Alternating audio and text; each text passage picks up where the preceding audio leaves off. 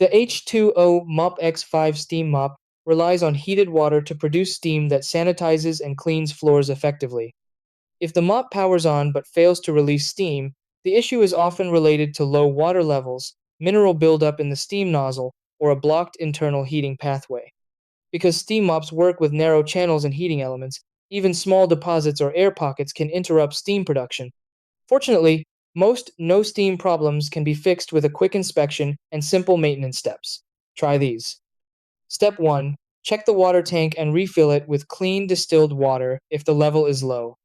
Step 2. Ensure the water tank is properly seated and locked into place on the mop body.